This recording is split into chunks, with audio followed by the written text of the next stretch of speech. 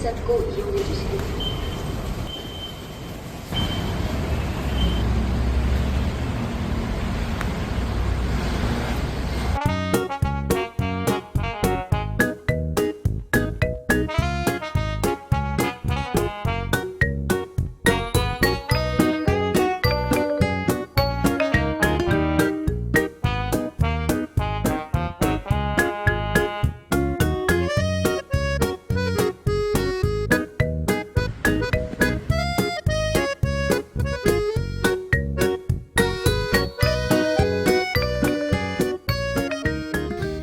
여기는 보광초등학교 초입사거리 우사단길입니다. 여기서부터 북쪽으로 남산을 뒤로하고 한강이 내려다 보이는 남쪽으로 펼쳐져 있는 마을이 보광동입니다. 서쪽으로는 고층 아파트가 즐비한 동부이천동, 동쪽으로는 고급 주택이 모여있는 한남동을 두고 있지만 이곳 분위기는 사뭇 다릅니다. 이곳은 도처에 따개비처럼 다닥다닥 붙은 낡은 주택과 개미굴과도 같은 좁은 골목길들이 실핏줄 마냥 퍼져 있습니다. 한강변이면 어디서나 조망이 가능한 한광교회의 뾰족한 첨탑, 보광동이 한강과 남산을 이어주는 제법 높은 경사로 이루어져 있는 지역임을 알 수 있습니다. 오늘은 이곳 소박하고 서민적인 우리 마을 보광동을 소개합니다.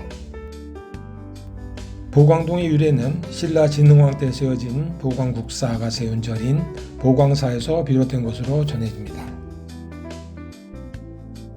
대산임수의 풍수가 탁월한 지역이라 조선시대 국왕이 행차하여 기우제를 지냈던 우사단이 있었던 지역이며 우사단길이라고 하는 지명이 아직도 이 지역에 남아 있습니다. 이곳은 풍수지리가 뛰어난 지역답게 다른 지역에 비해 묵속신앙이 활발한 곳으로 점집이 많은 것이 특징입니다. 보광동에는 신라 김유신 장군을 모신 사당과 중국 총나라의 제갈량을 모신 사당이 위치하고 있습니다. 김유신 장군의 사당에서는 매년 음력 정월 초하루에 종친회에서 제사를 지내고 있으며 보광동 무후묘라고 불리는 제갈량의 사당에서는 음력 3월 초하루와 10월 초하루에 제사를 지낸다고 합니다. 이곳은 보광동 한강변에 위치한 우리나라 근대 선각자들과 애국지사들의 산실이며 요람인 오산학교의 정문입니다. 사업가로 성공했던 남강 이승훈 선생이 당시 40대 중반 나이에 평양에서 약관 20대의 도산 안창호 선생의 강연을 듣고는 그의 인생의 전기를 맞이하게 됩니다. 도산의 강연을 들은 남강은 곧바로 그의 사상을 수용하고 결심의 증거로 유교 사상을 정면에서 맞서 단발을 하고 담뱃돌을 버렸다고 합니다.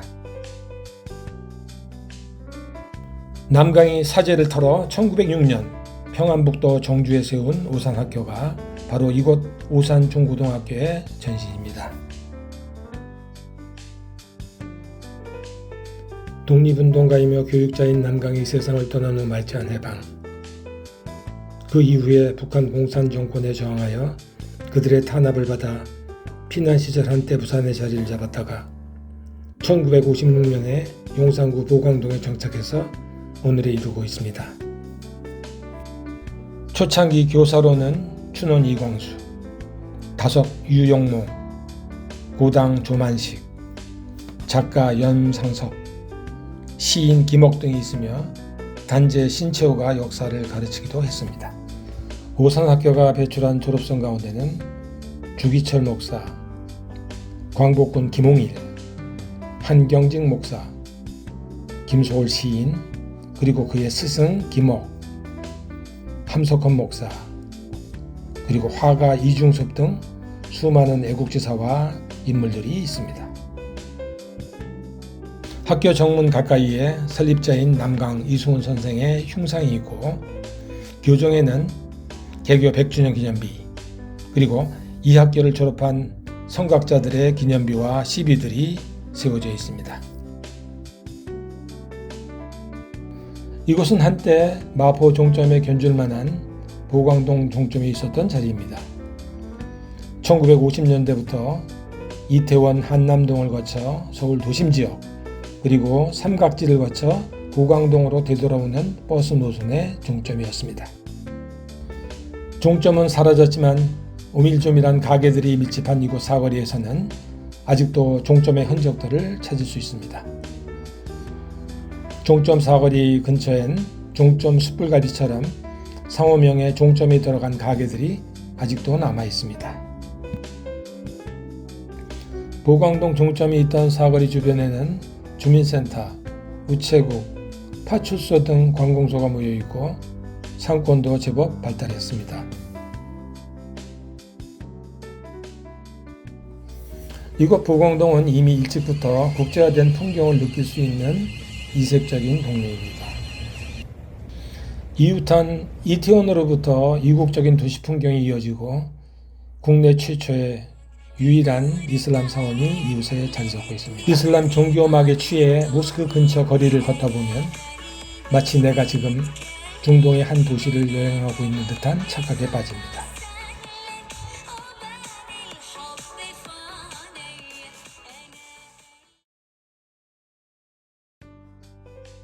재개발로 곧 폐교를 앞두고 있는 보광초등학교는 우리나라 다문화학교의 대표주자라 할 수 있습니다. 흑인 아이, 백인 아이, 히잡을 쓴 아이, 동남아 다문화 가정 출신의 아이들이 함께 학교 정문을 드나드는 모습을 볼 수 있습니다.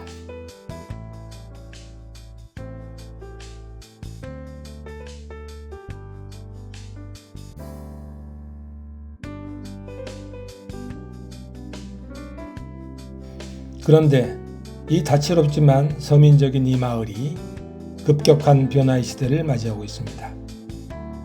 오르막과 골목길을 오가던 사람들은 하나둘씩 사라지고 빈 집과 빈 상점들이 늘어갑니다. 재개발 이주가 대부분 완료된 이 지역에는 내다버리고 떠난 세간살이와 폐기물들로 거리와 골목이 온통 뒤덮여져 있습니다. 한강교회 바로 옆에는 도깨비 시장이 있었는데 도깨비 시장이 열렸던 이곳이 보광동의 가장 높은 곳이라 할 수 있습니다. 도깨비 시장은 서울 시내에서 흔히 볼 수 없는 독특한 시장 분위기를 연출했던 곳으로 오랫동안 이곳 주변 주민들이 편리하게 이용했던 높은 공중에 걸린 재래시장이었습니다. 불과 얼마 전까지만 해도 분명 이곳은 오랫동안 상인들의 치열한 삶의 현장이었을 것입니다.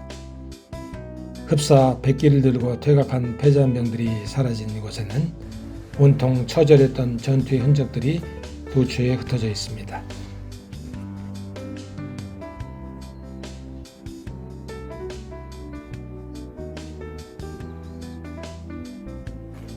이제는 좋든 싫든 어쩔 수 없이 정든 보광동을 떠날 수밖에 없는 사람들. 가난하고 공색했지만 정겨운 우리의 이웃들의 모습이 떠오릅니다. 골목 어귀에 모여 영어로 대화하던 미군 부대 하우스보이 출신 어르신들, 골목길을 누비던 다문화 가정의 아이들, 그리고 성소수자들, 연로하신 경로당 할머니들.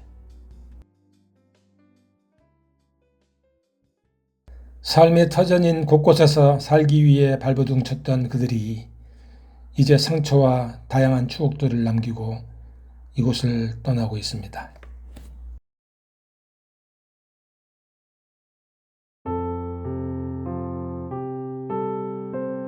이별의 아침은 눈물로 시작하네. 마음은 아프고 가슴은 저리네. 떠나는 그대여 행복하길 바라네. 우리의 추억은 영원히 간직하리. 이별의 아침은 슬픔으로 물들지만 다시 만날 날을 기약하며 보내네. 황제 뉴타운이라고 불리는 한남 뉴타운. 도시 재생으로 탈바꿈을 준비하면서 누군가는 떠나가고 또 다른 누군가의 개발의 탐욕이 또아리를 틀고 꿈틀거리며 교차하는 곳. 한 차례 폭격이 지나가고 잿빛 하늘 아래 도처에 널브러진 처절한 잔해들. 새롭게 태어나게 될 신세계가 신기루처럼 떠오르고 다양한 추억들이 한데 뒤섞여 매캐한 연기처럼 피어오르고 있습니다. 이제는 곧 아스라이 사라지게 될 가슴 한켠이 얼얼한 정겨운 우리 마을 보광동의 오늘 모습이었습니다.